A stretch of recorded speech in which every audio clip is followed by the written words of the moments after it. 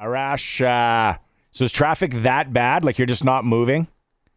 We're almost there, Barney. We're almost there. By the way, I saw the same Sean Lemon thing you guys did, and I'm like, does Sean just have a big weekend in Vegas where he was making some wagers and getting a little, just over serving himself on all the fun stuff? This seems like Randy on his way out is hell bent on just getting Sean Lemon to be the bad guy. Like, Yeah. it's just bizarre.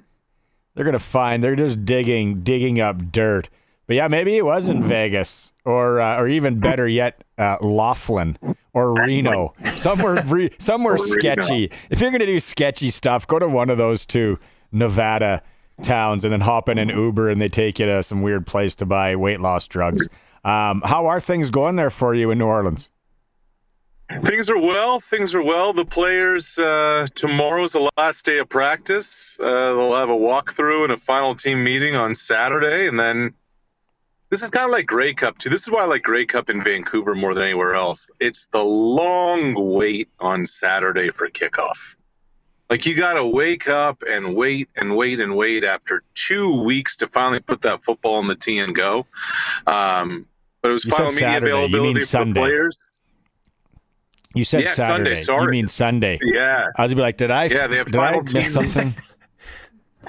No, like they have their final walkthrough Saturday, final team meetings Saturday, and then you got to wait forever, for Sunday to roll around. And you're just a bundle of nerves and a bundle of energy. And you have to actually preserve it because it's such a long day and it's such a long night. Yeah, that's a good point. I've always wondered, and the two that I went to, the one that I was in Arizona, and it rained. Like it was weird February rain. Like the golfing sucked, and then it got better. But I was like, they moved their practices indoors, Patriots in Seattle, and I was like, maybe it's just the paranoia in me, and I'm like, don't get hurt. No, nobody important get hurt this week, please. You chatted a bit with Saquon Barkley yesterday. Did he give you any advice on where we should sprinkle? He did not. He did not Sean Lemon his way through the conversation. Does that now become a verb, lemoning? So here's what I found interesting, guys. Like, we know Saquon for those home run hits and like the big runs and the big plays. But the one thing he said was, because my question to him was, what does it do to an offense when you do this? When you run up, a 65-yard run or just kind of impose your will? And he said, it's not about what it does to an offense. He's like, what it does to a defense is that it breaks their will. And I never quite heard it put that way before, but think about it. If you're the Rams in the divisional playoff, if you're Washington in the NFC Championship game, if you can't stop the run and everybody in the stadium knows the ball is going to 26, think about how that just completely can just crush you. So what does Kansas City have in store? I mean, we'll see. I think it's going to be a lot of linebackers getting the edge to try and contain him. I think they're going to bring an extra defensive back downhill to try and tackle him. But that to me was the takeaway line, that when everybody in the stadium knows the running back's getting the ball and you can still dominate, that's when you break their will. Yeah, my first thought would be, oh man, it's going to be a long day. It is going to be a long day if this is how we're starting. Yeah, 100%. And sorry, I'm just getting out of the Uber here into the sunshine. I'll tell you this. To me, this is going to come down to, will Jalen Hurts be able to win this football game with his arm and with his legs? Like, you get the sense that Kansas City is just going to come out and say, okay, we're going to stop the run. That's our game plan here. And Jalen, can you do it? Because I don't know about you guys. I think that because Saquon is such an important part of what they do, that Kansas City is going to be okay with going man-to-man out there on the perimeter with Devontae Smith and A.J. Brown. And I don't think that Steve Spagnuolo really feels that Hurts can beat them in the option game and in the run game. They're going to take their chances there. And so if you can stop Barkley, here's the other thing about the KC defense. 18 straight playoff games, they haven't allowed a 100-yard rusher. So why are they going to deviate now when stopping the run has been their absolute DNA?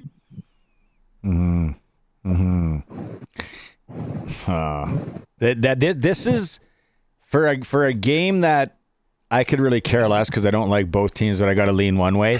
That is what I'm really curious to watch, is how does the defensive mastermind in Kansas City, Steve Spagnuolo, how does he stop things? And then how does the chess game go?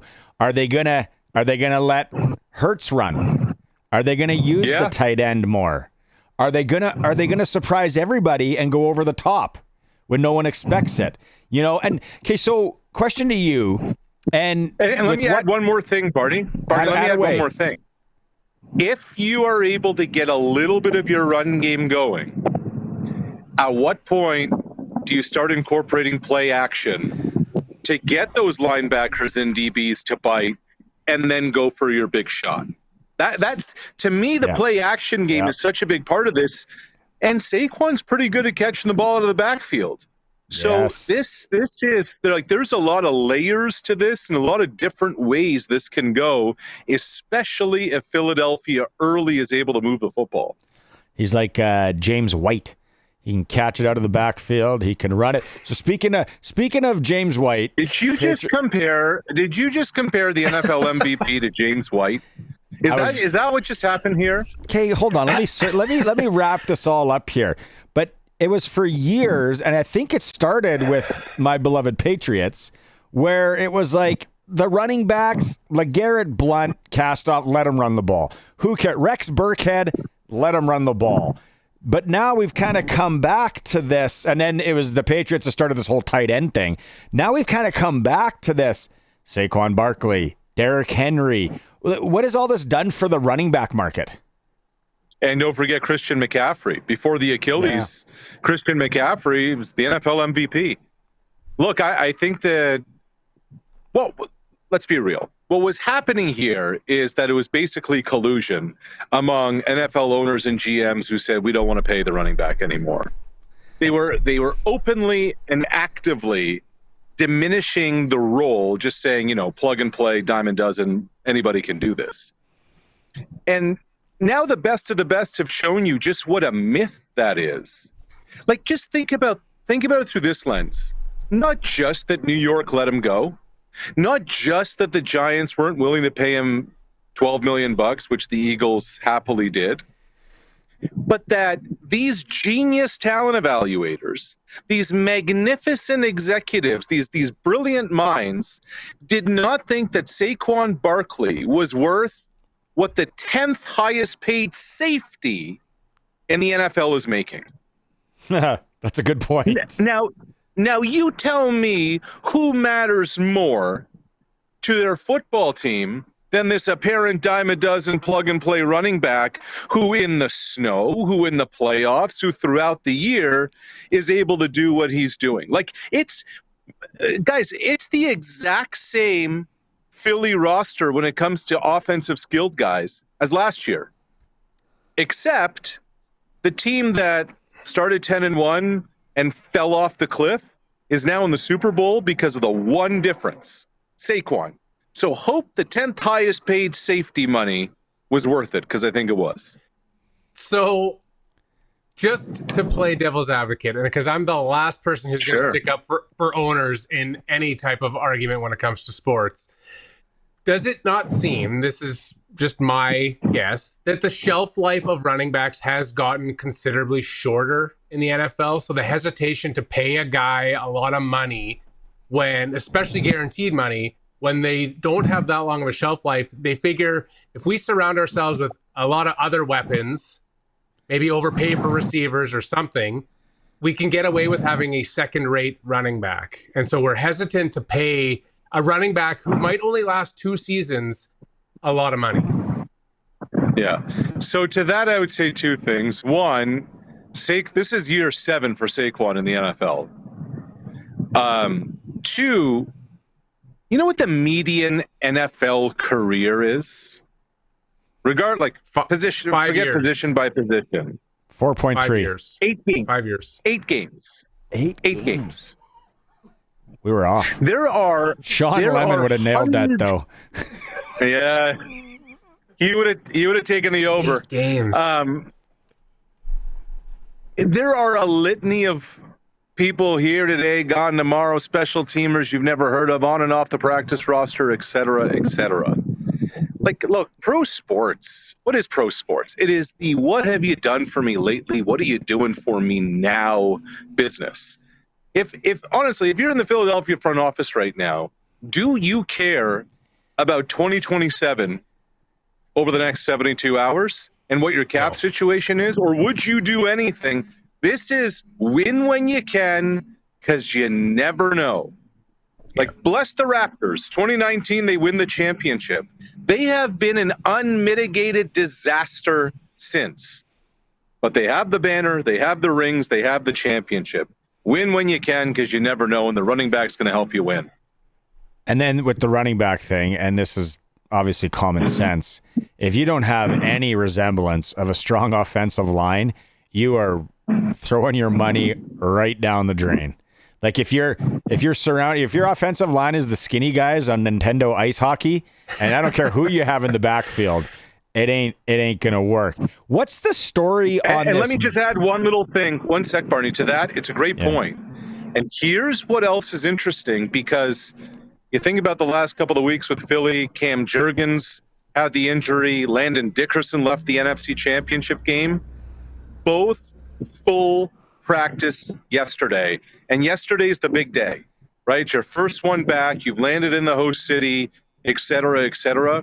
This may be, like, if you have Dickerson, Jurgens, Lane Johnson, Jordan Mailata, like, that is, in terms of your top 4 offensive linemen, that's got to be the best in football, and they're all ready to rock. Yeah. What is the story on Brandon Graham, who tore his tricep in late November? So, you tear your tricep, Yeah. your season's over. Haven't you done that, Harry? Bicep. Okay. Now, he did this in late November, and he's a 15-year vet, fellas. 1-5. So the thought was, man, it's not just that his season is over. His career may be done. And you spend time around the Eagles, these players will tell you there's not a more or a bigger heart and soul player in their entire locker room, not just their defense, on the entire team, than Brandon Graham. And 6 weeks after the injury, he started to get range of motion in his arm and his shoulder. He was doing push-ups without issue. He started aggressively kind of attacking that rehab. And he started going around the locker room telling guys, hey, look, you get to the Super Bowl. I'll be there with you. And Zach Bond, actually, the linebacker for the Eagles, said that was part of our kind of mission, our goal was to get BG to the Super Bowl. So last week, activated off IR, flying around a practice. He broke down the team at the end of practice, and he might play on Sunday. Like, the guy who is the Eagles' all-time record holder for most games played may play his last one in maybe the most important game of the history of the franchise. It's pretty amazing. Before you go, Harry, to that, imagine if he wasn't in the NFL, where that games played or medium games played of 8 would go to. He's been 15 years, might go down Right. to 3 or 4. Yeah. So, I mean, in that situation, it's a perfect example of how that extra week is beneficial, because an extra week of rest from anything is great. But does it not seem that, and you're there, Arash, you can probably speak to this week is draining. Wouldn't these guys just rather get on with it rather than have to take this whole extra week to do the media day that's a circus on Monday, and just, it's an extra week of just busyness. It seems like busy work. Yeah, and it's not. It is absolutely, and on top of that, like there's so much more kind of mental energy you have to expend because you're stuck in a hotel, you're not at home. You're not in your home facility or team facility. There's a lack of familiarity. There's more family and more people pulling you in different directions. It's different, and that's but the hoopla is all part of the Super Bowl. All of this is part of the Super Bowl, and that's why it's unique. That's why it's as big event as it is. I usually find by Friday everyone's ready for a football game. Put the ball on the tee, let's go. And so here we are. But it's like when McDonald's or 7-Eleven spends money on advertising. Do they really need to advertise? Like Super Bowl doesn't need any more hype. It's not like there's people like, oh, what's this Super Bowl I've been hearing so much about? Maybe I'll check it out. Like there's not a lot of first timers coming to the Super Bowl. So like, I don't know. What is the point of the extra week other than to build hype? As a marketing guy, there'd be a whole other week that you can go and sell said advertising to some of these people to be like, hey, you're sponsoring the media den. You're sponsoring this night. You're sponsoring this luncheon. Cha-ching, cha-ching. Cha-ching. It is the ultimate corporate sponsorship event. It's the ultimate corporate hospitality event. From a football standpoint, you also want to, the extra week can help guys be top shelf, top shape, all those kinds of things. Just wait, guys. They're going to expand the season to 18 games, and the Super Bowl is going to get delayed an extra week because what the NFL wants more than anything is for the day after the Super Bowl to be a national holiday. It's Family Day in Canada. It's President's Day in the United States. The Super Bowl that not long ago, half a generation ago was played in January is now going to go into the middle of February, where it's going to be a national holiday. When does the UFL? What's the Spring Football League start? I saw an ad for that. Oh, yeah. No one's watching that junk. Hey, what's I got a couple of Cincinnati Bengal fans, and Joe Burrow, he's not happy. No, and he shouldn't be. I mean, the Bengals have notoriously forever been the cheapest organization in professional sports, and Joe's had enough of it. And he just came out today and said, look, we have Jamar Chase, we have T. Higgins, we have Trey Hendrickson. We need all three of them. We made it to the Super Bowl a few years ago. We did it because we had players. And Burrow is like, pay Jamar, pay Higgins, pay Hendrickson, or there are going to be consequences. And look, we already saw it this week. Myles Garrett said, I wanted to win in Cleveland. I did everything possible to win in Cleveland. It's not going to happen in Cleveland. Cincinnati's just down the street. And if Chase leaves, if Higgins leaves, if Hendrickson leaves, we're talking about three of the most important, best players at their positions in the league. How long will it be before Joe Burrow wants out, especially in this kind of player empowerment era? Joe made his his voice heard, and here we are. Man, it's hard to believe. You almost forget about how good they were a few years ago. They got to they had a 2-score lead in the Super Bowl. Yeah, I took them the year after on a future. What an idiot. How'd that go for you? Yeah. It would be tough on him. You're thinking, what am I even here for? If we're not going to win or build a win, like, what am I doing here? Why would I stay? Yeah, I can see the frustration. Like Carson Palmer, right? Yeah. Yeah. What are we doing here, people? No dome. Cheap owners. Yeah. What'd you bring me here for? What? At the end of the day, I don't know what we talked about on Tuesday, and I said I was going to leave the gambling stuff till Thursday.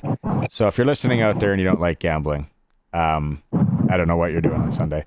I like anytime touchdown score at plus 300 right now on Cool Bet for Goddard.